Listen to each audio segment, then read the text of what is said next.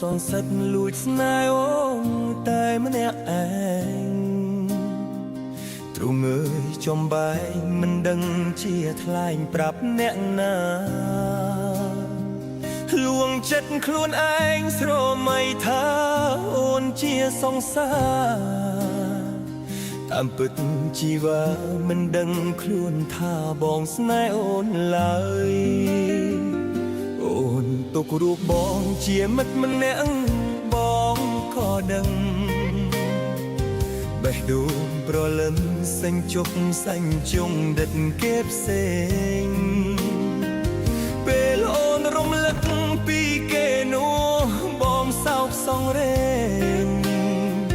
ក៏ហាក់ខ្លួនឯងខំប្រងញយឹមលើកទឹកចិត្តស្រី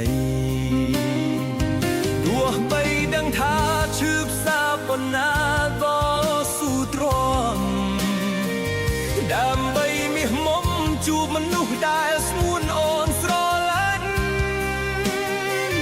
បងស៊ូចាកចេញចុះចាញ់ចិត្តខ្លួនឯងលាក់ខ្លួនឲ្យទុកចំបែងកុំដកអនុស្សាវរីយ៍ទោះជាយ៉ាងណាក្តីស្នេហាជូនអូនហើយ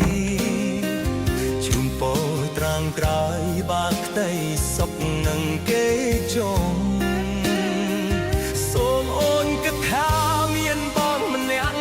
នៅស្រណោះហើយជាបុរសគិតដល់អូនរៀងអើយ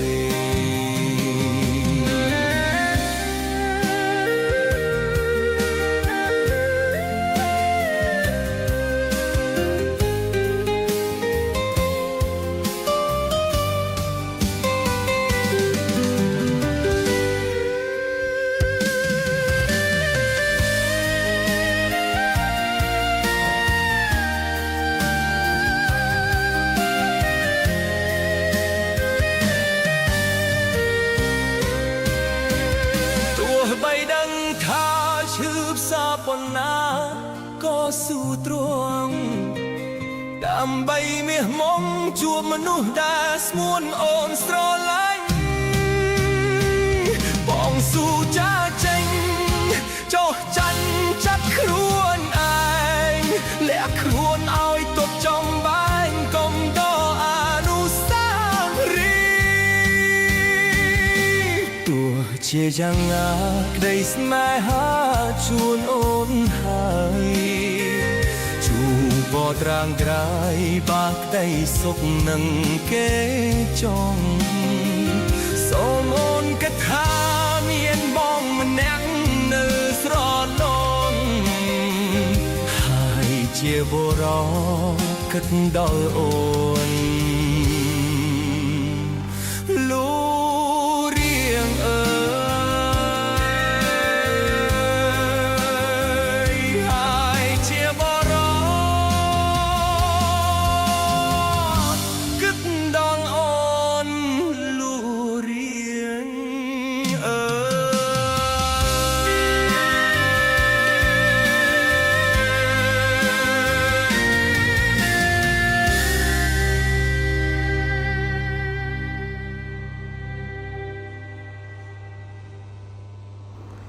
ជំរាបសួរពុកម៉ែបងប្អូន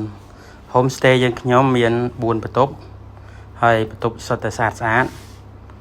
ដោយបងប្អូនឃើញស្រាប់ហើយតម្លៃវិញសម្រាប់ផ្ទះទាំងមូល$150ហើយក្នុងមួយយប់បើបងប្អូនយក2យប់ត្រឹមតម្លៃ$250ប៉ុណ្ណោះហើយទេសភាពមានចំការឈូកនិងវាលស្រែហើយមានកន្លែងអាំងសាច់ញ៉ាំសម្រាប់លក្ខណៈគ្រួសារអរគុណច្រើន